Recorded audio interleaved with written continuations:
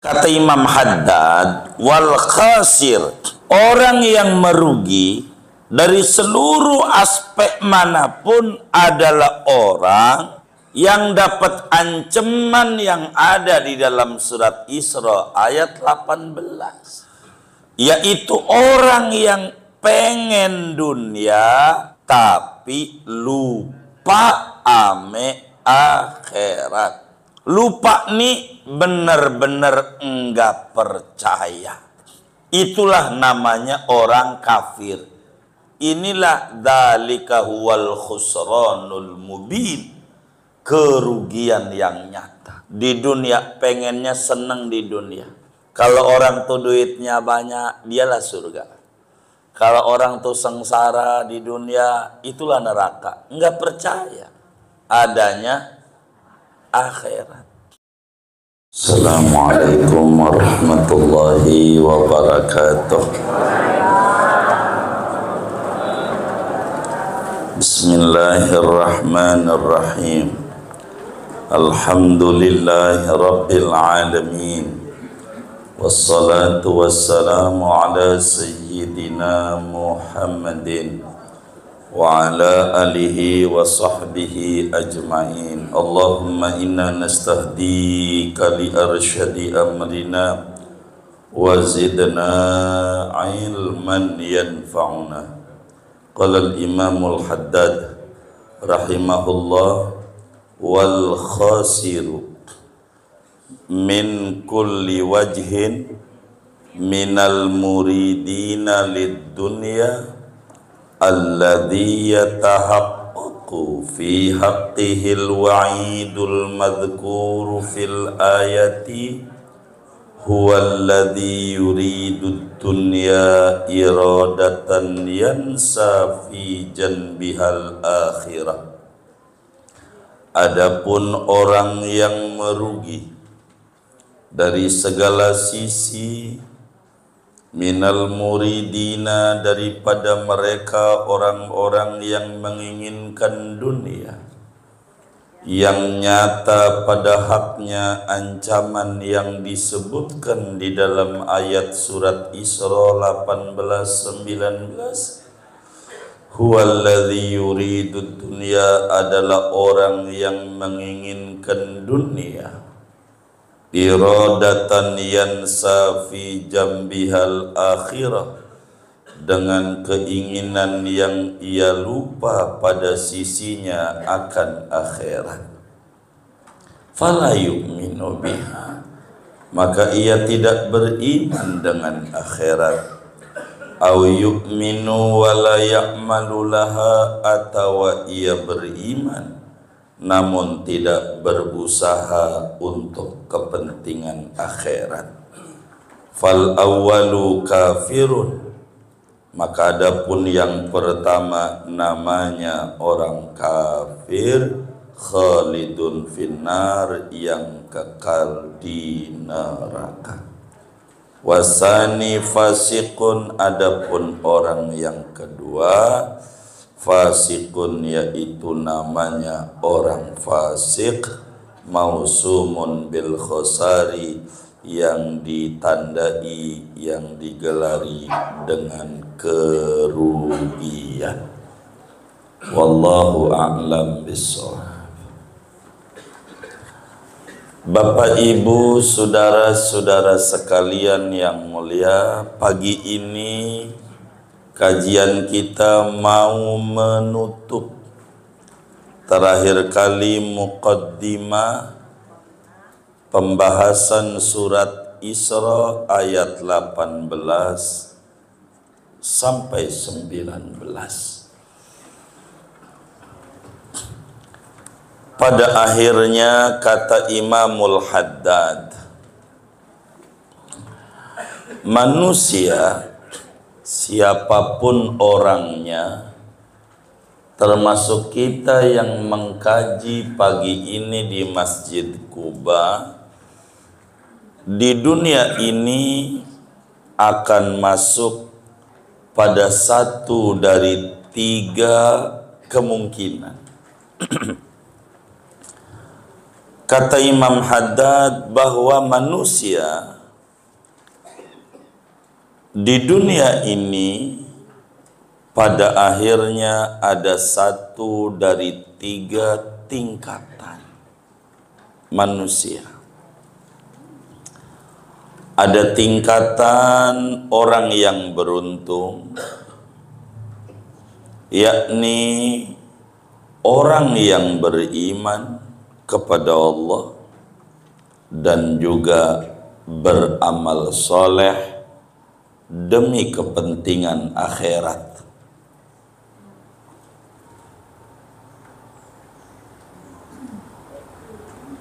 Ada orang yang beriman dan beramal soleh demi kepentingan akhirat. Yang kedua, ada namanya orang yang tidak beriman adanya akhirat, disebut orang kafir.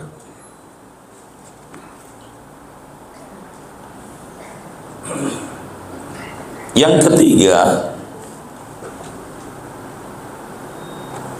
ada orang yang beriman adanya akhirat, namun tidak beramal untuk kepentingan akhirat. Namanya orang fasik. Ada 3. Ada yang beriman adanya akhirat dan beramal untuk akhirat. Ada yang tidak beriman sama sekali tentang akhirat, kehidupannya dunia doang. Ada yang percaya adanya akhirat tapi tidak beramal. Tidak beramal.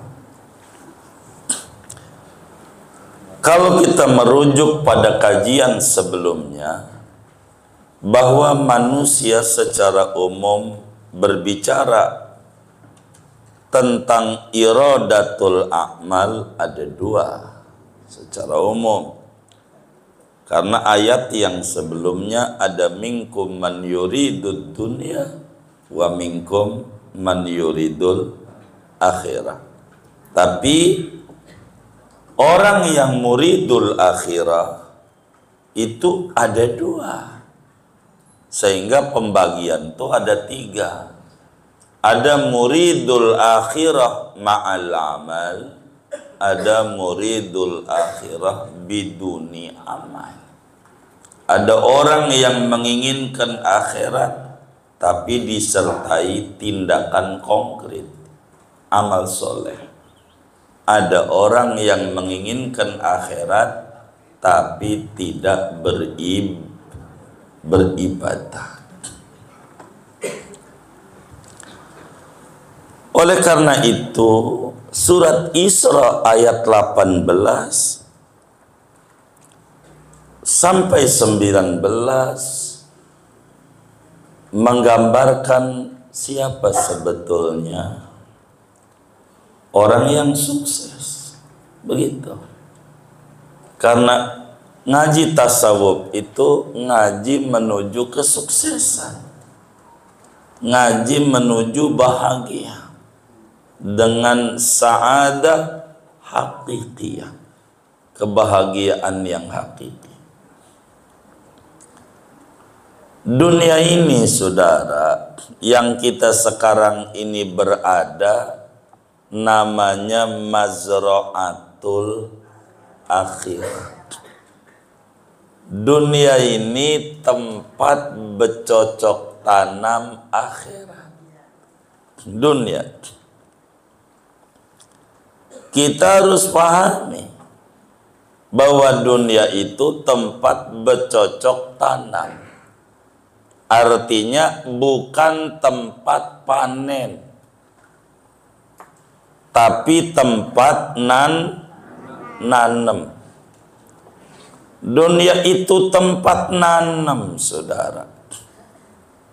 Jadi kalaulah kita dari zikir yang kita lakukan, dari sholat duha yang kita kerjakan, dari waqiah yang kita baca saban malam, dari la ilaha illallah al-malikul haqqul mubin yang kita baca antara zuhur dan asar,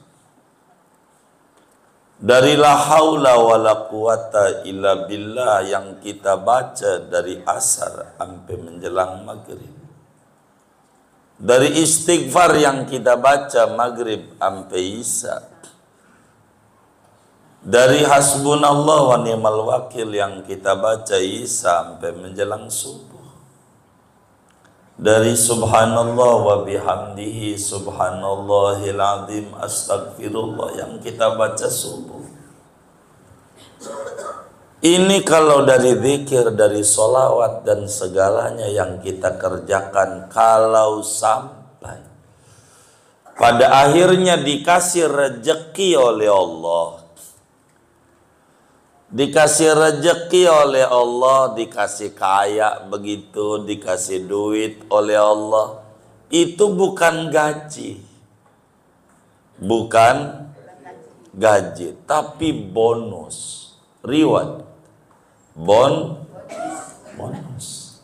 Gajinya orang beriman itu di akhirat, karena dunia tempat bercocok tanam.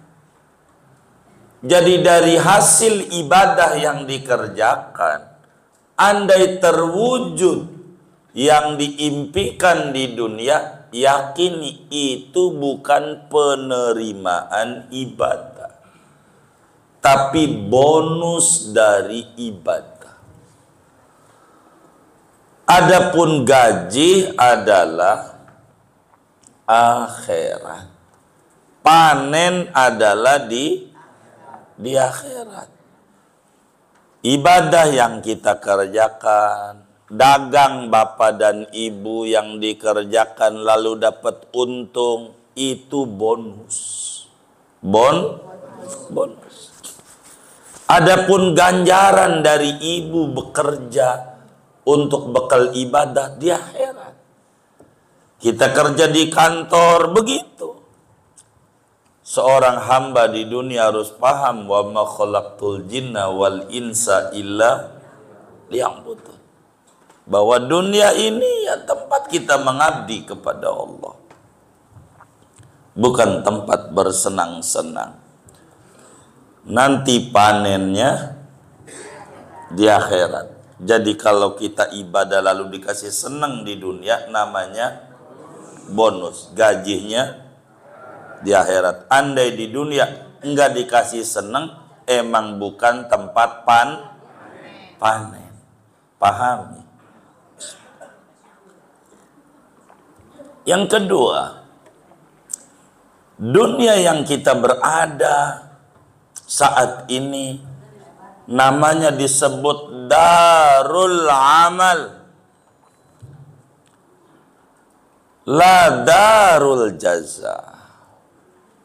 Dunia yang kita berada sekarang ini namanya negeri pengabdian, negeri beribadah. Emang kita di dunia kudu ibadah. Nggak boleh kita nganggur-nganggur, tiduran, kongres, kongko-kongko, ora beres. Harus kita berpacu dengan waktu. Di dunia, waktu terus berjalan. Meski mulutnya nggak mau dikata tua, pengennya udah 40 ke atas, udah tua sebetulnya. Tapi waktu berjalan. Dunia ini darul amal. bukan darul jaza, bukan negeri pembalasan. Buktinya mana? Itu yang namanya iblis, kerjaannya setan, kerjaannya baik apa jahat?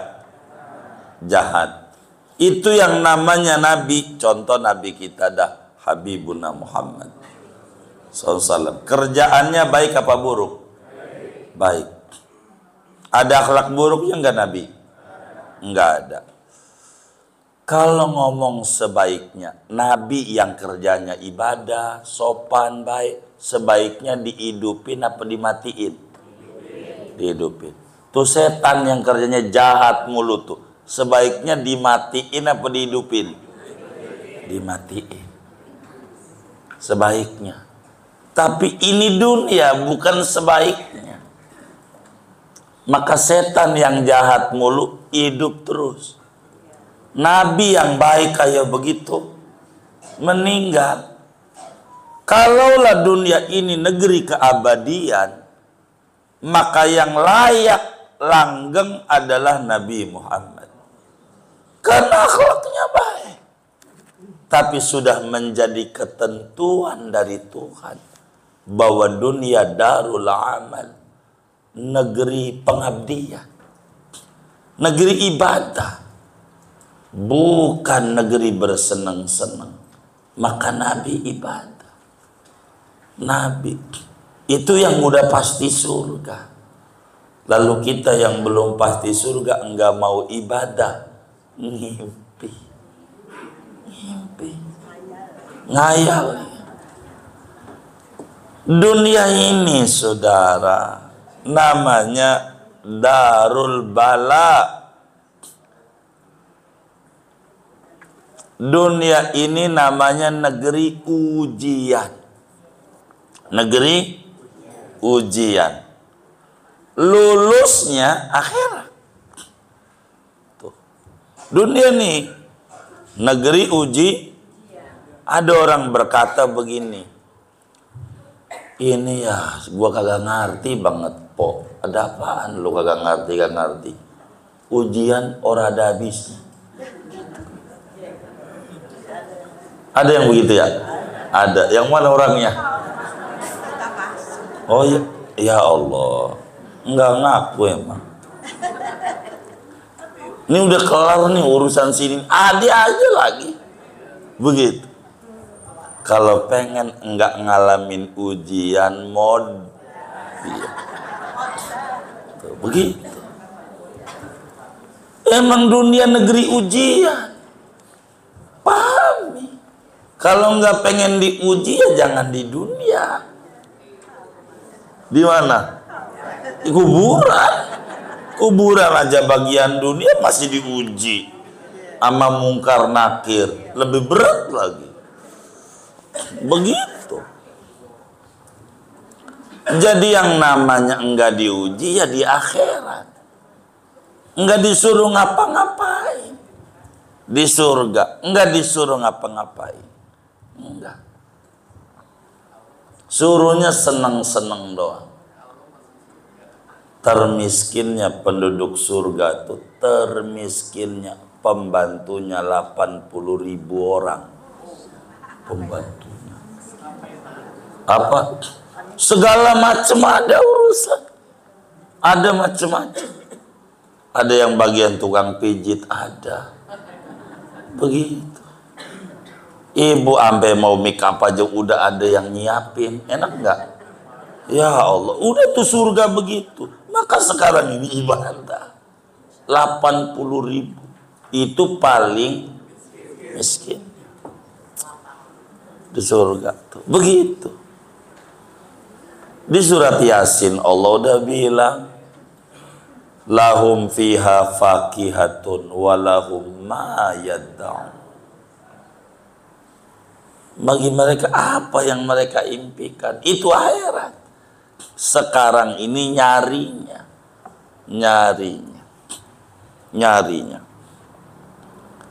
Itu begitu. Jadi dunia darul bala, negeri ujian. Ada yang diuji dengan yang kecil, ada yang diuji dengan yang besar, tergantung derajat dia di sisi Allah. Kalau yang derajatnya tinggi, ujiannya makin tinggi. Kalau yang derajatnya rendah, ujiannya rendah. Begitu ujiannya. Jadi kapan nggak diuji? Ya ntar di surga. Kalau nggak diuji, begitu. Dunia adalah negeri ujian.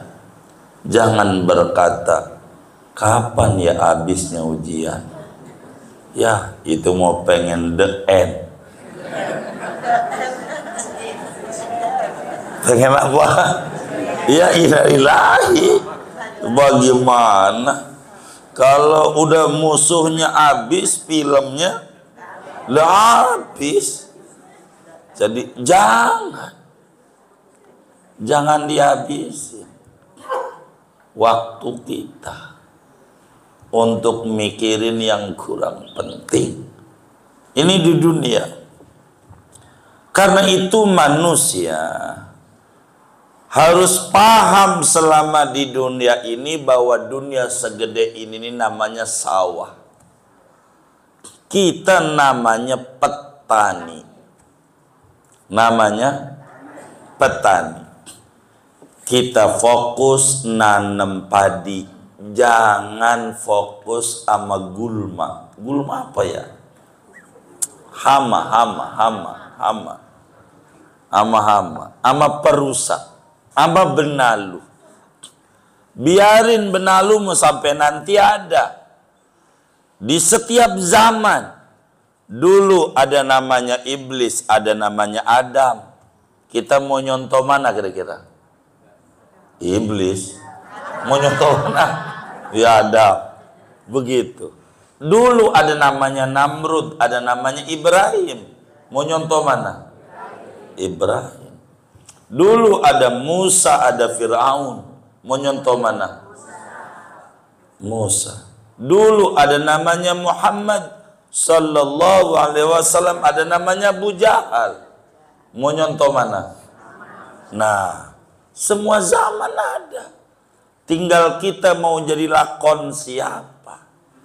Begitu. Jadi tergantung kita. Apakah kita mau jadi istrinya Nabi Nuh? Apakah mau jadi istrinya Nabi Muhammad? Nabi Nuh laki pergi nyelak mulu, aduh ampun banget. Laki gua geblek banget, geblek. Itu kerjaannya istrinya Nabi Nuh. Kan ada ibu-ibu yang kayak begitu ya. Banyak yang ngaji juga orangnya.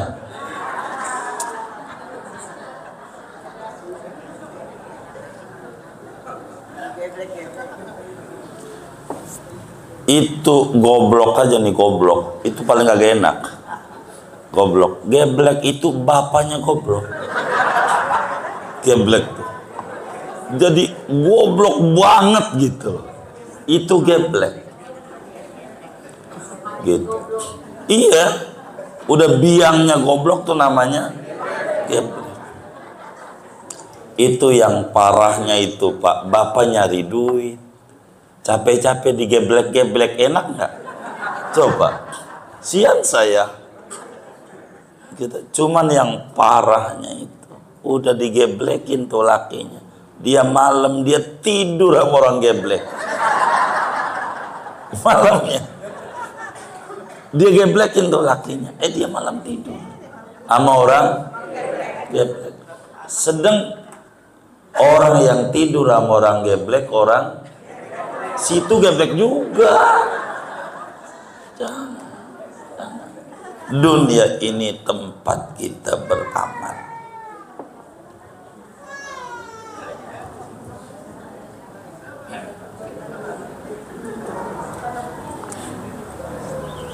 Karena itu saudara, karena kita harus mengerti dunia ini darul mamar, bukan darul makor. Dunia ini negeri lewat doang. bukan negeri tempat tetap kita. Hanya settle aja lah. Terminal. Sebentar kita ngaso. Stasiun. Tapi bukan tujuan. Stasiun doang. Ya istirahat bentar. Kereta nggak boleh lama di stasiun. Kudu jalan.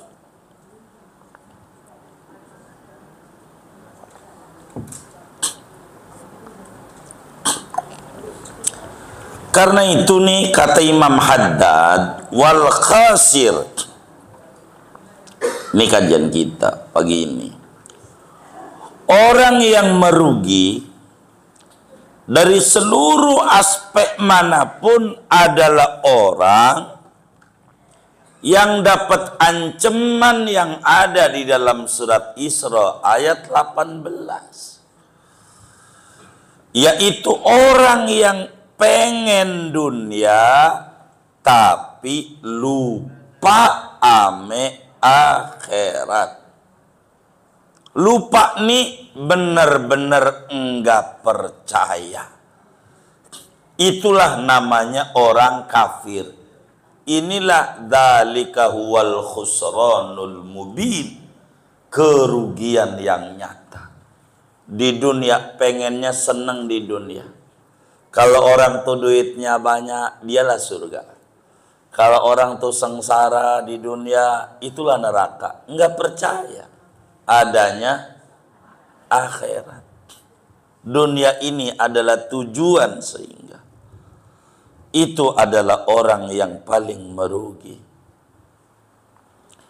Sehingga orang-orang yang merugi, orang yang menginginkan dengan amalia yang dia ada hanya kehidupan dunia, kesenangan dunia, namun di akhirat merugi dengan kerugian yang nyata.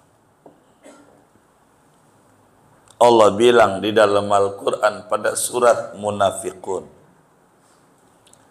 ya ayyuhalladzina amanu la tulhikum amwalukum wala auladukum an dzikrillah wa may yaf'al dzalika faulaika humul khasirun. Wahai orang yang beriman, jangan sampai harta, pekerjaan, jabatan, anak membuat kamu enggak keburu ibadah. Jangan sampai ngurusin anak enggak ibadah. Jangan sampai ngurusin pekerjaan enggak keburu ibadah. Bila itu dikerjakan, itulah orang yang merugi. Merugi. Jangan sampai. Jangan sampai kita merugi. Dalam ayat yang lain Allah menyatakan, qul innal khasirina alladzina khasiru anfusahum wa ahlihim yaumal qiyamah. Ala dzalika huwal khusranul mubin. Orang yang merugi, orang yang enggak percaya adanya akhirat, bahwa dunia adalah segalanya. Kayak nggak bakalan mati. Justru mati itu adalah awal segalanya. Mati. Dunia ini kita ujungnya bakalan mati. Ibarat kerja, ujungnya bakalan pensiun. Nggak bisa nggak pengennya kerja mulu, nggak bisa. Ada batas. Pensiun itulah di akhirat. Sekarang ini kerja, ibadah yang banyak biar kita nanti enak di akhiratnya. Itu seperti itu. Maka orang yang beruntung adalah orang yang menginginkan akhirat, beramal untuk kepentingan akhirat, Orang yang menginginkan akhirat tidak melupakan kepentingan dia di dunia. Dia bekerja di dunia, dia dagang, dia jadi karyawan, atau apa saja. Nyari dunia untuk kepentingan akhirat. Boleh saudara duitnya banyak, enggak apa-apa. Demi kepentingan akhirat. Itu namanya dunia untuk akhirat. Itu akhirat. Itulah yang beruntung. Dan ini yang dimaksud daripada ayat nomor 19. Wa man aradal akhirata wa sa'alaha sa'yaha wa huwa mu'min. Begitu. Kedua, orang yang merugi dengan benar-benar rugi, orang yang enggak beriman sama akhirat, enggak percaya adanya akhirat. Dan itu kata Imam Haddad, namanya orang kafir, kelak abadi di neraka. Yang ketiga adalah orang fasik. Apa itu orang fasik?